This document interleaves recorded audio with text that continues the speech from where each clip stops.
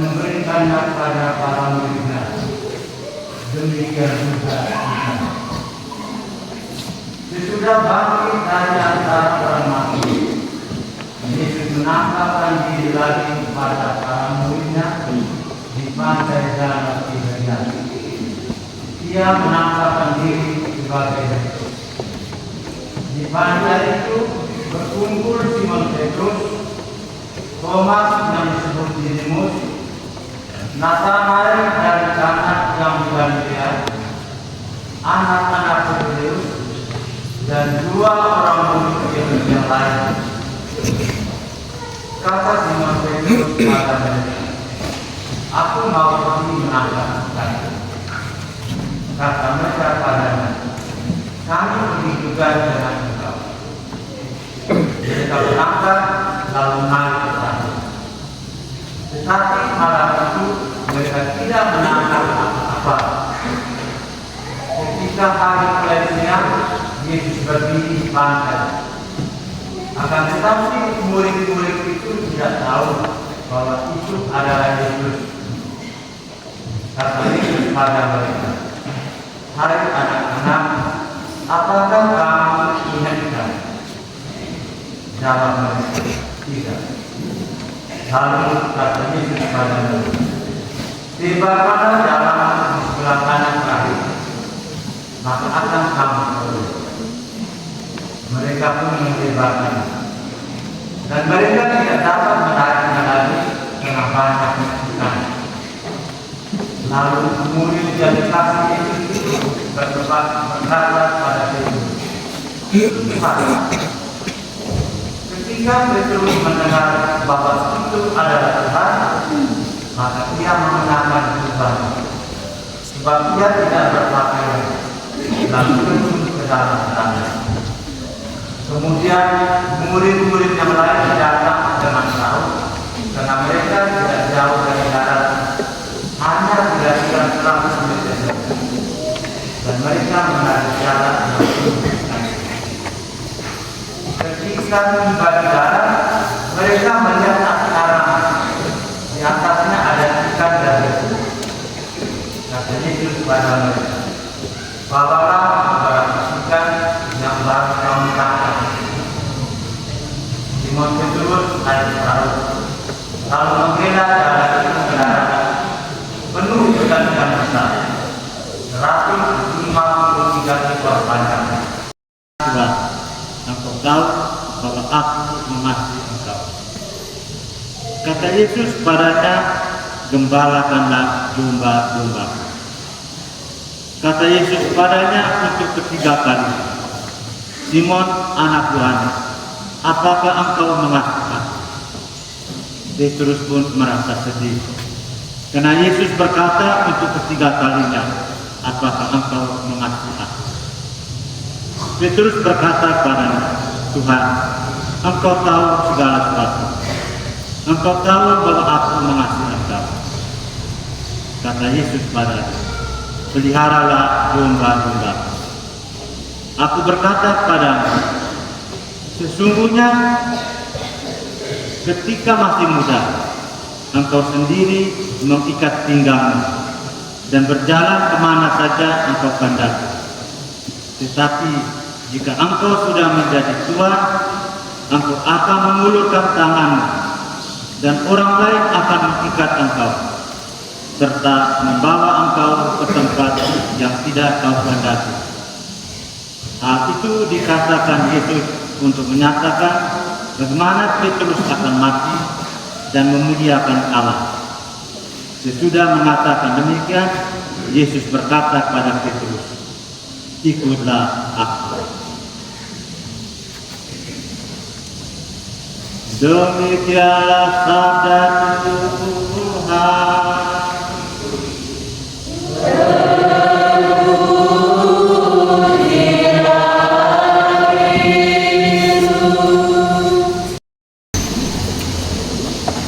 Ibu, Bapak,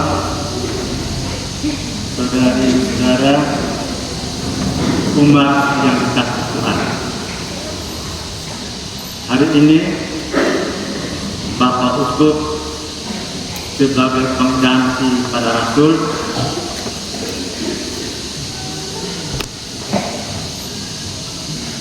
mau berbicara pada kita tentang pendidikan.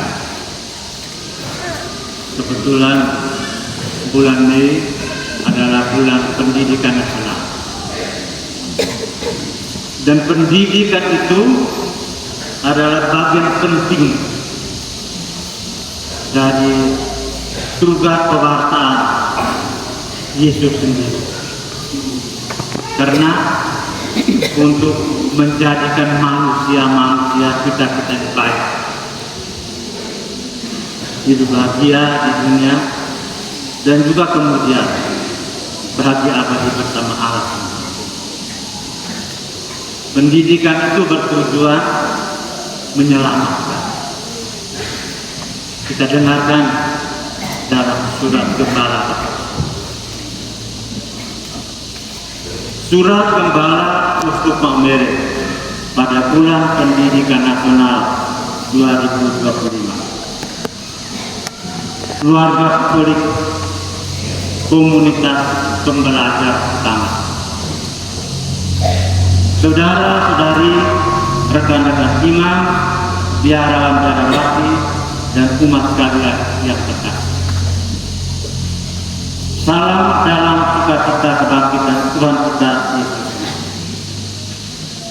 Sambil menyelami misteri kasih dan kerahiman Allah pada tahun jubileum ini, dan berkenaan dengan bulan Mei sebagai bulan pendidikan, saya mengajak kita untuk mengarahkan perhatian kita akan pentingnya pendidikan sebagai gerbang menuju transformasi diri dan dunia.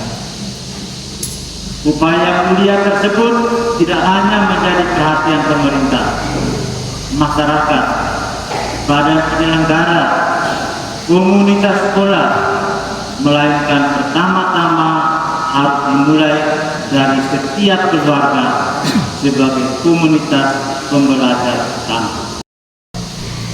Saudara-saudari terkasih, kehidupan keluarga saat ini sedang berhadapan dengan kenyataan modern yang seringkali membingungkan. Di satu sisi, kemajuan ilmu pengetahuan dan teknologi memungkinkan keluarga berkembang dalam berbagai dimensi kehidupan. Namun di sisi lain, perkembangan teknologi digital mengubah wajah relasi dalam keluarga, meningkatkan individualisme yang merusak hati, ketidaksetiaan suami istri yang makin merebak, komunikasi yang hambar antara anggota keluarga, krisis keteladanan dari para orang tua, hingga tekanan ekonomi yang kian tak teratasi. Kenyataan surat tersebut menjadi tantangan bagi kehidupan setiap keluarga. Karena itu, kita dipanggil untuk merefleksikan kembali peran dan makna keluarga dalam kehidupan modern. Keluarga merupakan tempat pendidikan pertama dan utama, di mana makna hidup dibentuk dan warisan iman diteruskan dari satu generasi ke generasi berikutnya. Di sanalah suara lembut seorang ibu dan didikan hangat seorang ayah mengajarkan anak-anak mengenal dunia dengan akal yang jernih, hati yang peka, dan jiwa yang terbuka kepada Allah. Nilai-nilai kehidupan dari pengalaman konkret di dalam keluarga yang penuh dengan suka dan duka. Kekayaan dan kekurangan keluarga termasuk konflik, perselisihan, dan segala keterbatasan lainnya merupakan bagian dari proses pembelajaran dan pertumbuhan keluarga. Paus Fransiskus menulis, tidak ada keluarga yang sempurna. Kita tidak mempunyai orang tua yang sempurna.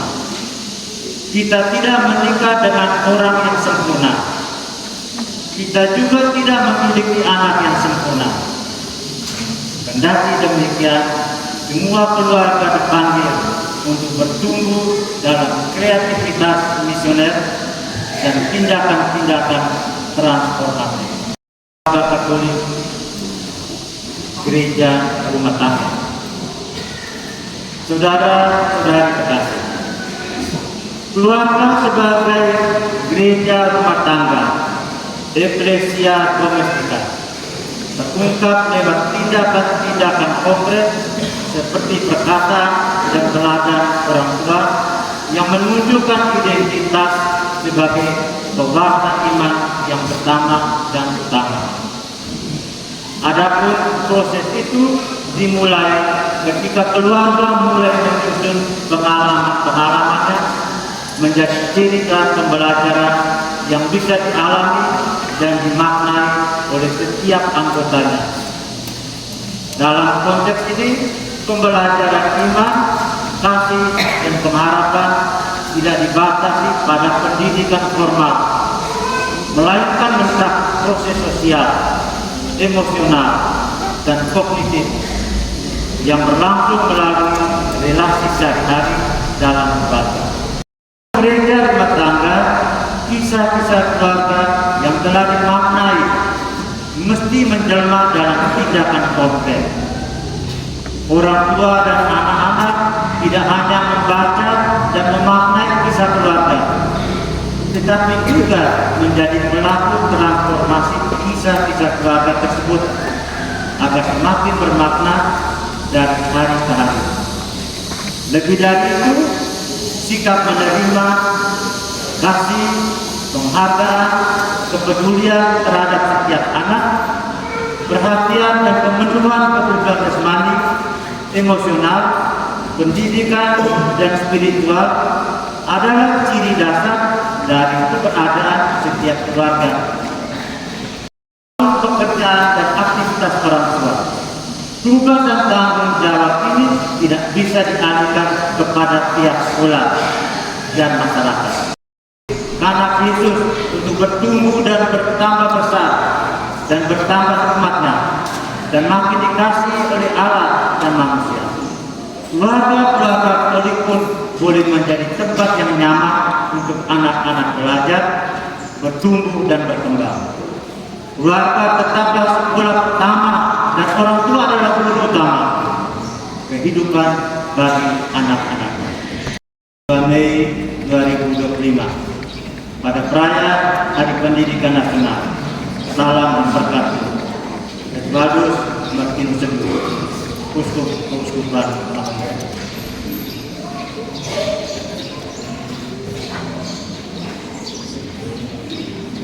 Ibu Bapak, saudara kasih, saya melihat apa yang disampaikan oleh Pak Uskup ini tidak suka kita pahami.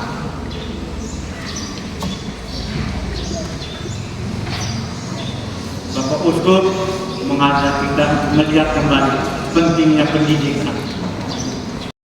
Apa yang dikatakan oleh Bapak Uskup ini kepingatkan ajarkan pada kita semua, lebih-lebih sebagai keluarga orang tua.